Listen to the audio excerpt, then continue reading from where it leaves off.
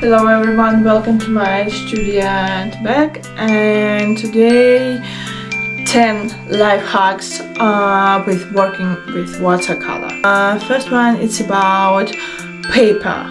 Please use the quality watercolor paper, at least around 30 grams per centimeters. It's really important. It should be watercolor paper, not for graphic, not for acrylic, no, only for watercolor. It will save your money, it will save your time, and especially your nerves, because if you use bad quality paper, it will really affect your working process and result as well. And the second life hack is about paper again, but it's not enough by just good quality watercolor paper. You should stretch your watercolor. You should stretch it on some wood board or something, some wood surface. You can use just water and stretching and fix it by some nails, or also you can use some watercolor tape. I show you. This is edge of this brown color. It's edge of watercolor tape. It was like this white, and it was fixed and glued to some wood board. And how you can see how it's flat and perfect. Look, no one wave. It's completely watercolor picture made with a lot of water, but it's absolutely perfect.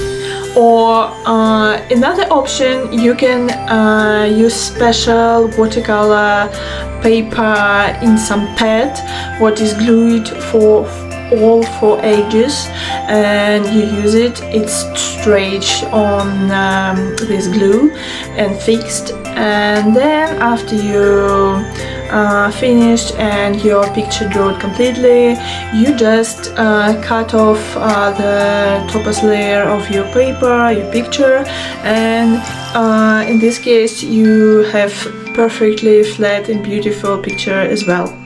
Life hack number 3: use liquid masking. It will save your nerves, definitely, especially if you're not professional and you just start learning how to drawing by watercolor. It's better to use liquid masking. It helps you protect some special places from apply some extra color, any water on these surfaces. It helps you protect. I show you like this. Do you see this tiara?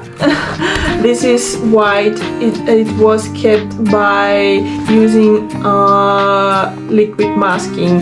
I applied it before using watercolor, and then I draw all my picture completely, and after all picture drawn, I removed the liquid masking. Now it's absolutely white, clean paper on these places, and it's absolutely perfect. Also as well, you can see how bright this light in the eyes, so it was saved by liquid masking as well. Life hack number 4: brushes. Okay, first of all, what brush is suitable most of? Squirrel or synthetic? I prefer actually more synthetic than squirrel one, because squirrel one, this brush is flat, and look how it's. Yes, it's not bouncy, it's too soft. And for work with this brush, you have to control this brush really hard, and your arm should be really strong and sure in your movement. If you use synthetic brush, it's more bouncy. Look, it keep the shape. It's more easier to get beautiful, strong, straight line and brush stroke. So I really recommend use synthetic brush. It's cheaper and it's really useful. Next one is sable. Sable, it's a hair of some animal, and it's quite expensive brush, but it's absolutely perfect for some tiny thin lines, and it's quite bouncy. It's not so bouncy like synthetic, it's more quality brush, definitely. It's more expensive. You don't need this brush at all. Synthetic is more than okay. And look what I have. It is a Chinese brush for calligraphy, and it's absolutely beautiful and unique type of brushes. I really recommend buy someone brush. The best actually place to buy this brush, it's some Chinese store. I have a couple of Chinese brushes. These two. One and second, I use both for watercolor and ink. Yeah, and I really like it because it's absolutely different feeling and type of brush strokes. It's more elegant and beautiful, I think. I really recommend to try once. Life hack number 5. Life hack number 5, it's about your palette. I shouldn't recommend use paper palette. Really used to use simple ceramic plate. It's just regular plate for food. I bought it in some charity, and I'm really happy how it's working with watercolor, cause every time it's just add some water and it's clean completely, and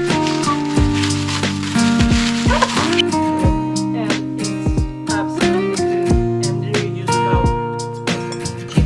If you use paper palette, your color mix is absorbed in the paper and you lose time and colors, and every time you have to repeat mix of the color, and it's complicated to fit to exact color mix and tone what you use. But if you use like this palette, ceramic or plastic, you will use your color longer. Life hack number 6. If you use watercolor in cuvette, this is cuvette, before you start working by color on your picture, you have to damp all colors across like this. Just clean water, clean brush, and watery all your color.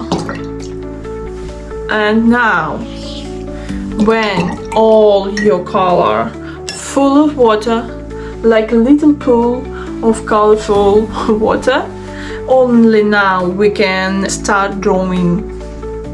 Life hack number 7. You're drawing by watercolor on the easel, and all your color just fall down and drop on your floor, on your knee, or everywhere, and you can control how your color behaves on your paper. I know it is because You never should drawing by watercolor in vertical position. You have to lay down your picture, your paper horizontally or almost horizontally, like 13 degrees around, like this, that angle. So in this position your color never ever be fall down and will stay in the correct place. Life hack number 8. Actually, it's not a life hack, it's about some myth what I heard really often. Myth is watercolor doesn't tolerate to mistakes. It's not truth. Some mistakes, some errors you can correct. You can correct some mistakes and errors when you're drawing by watercolor. It's not a problem. Number 9. Watercolor can be used with another mediums. You can mix it and it should be really good. For example, you can mix watercolor with another water-based materials, or even with graphite pencil.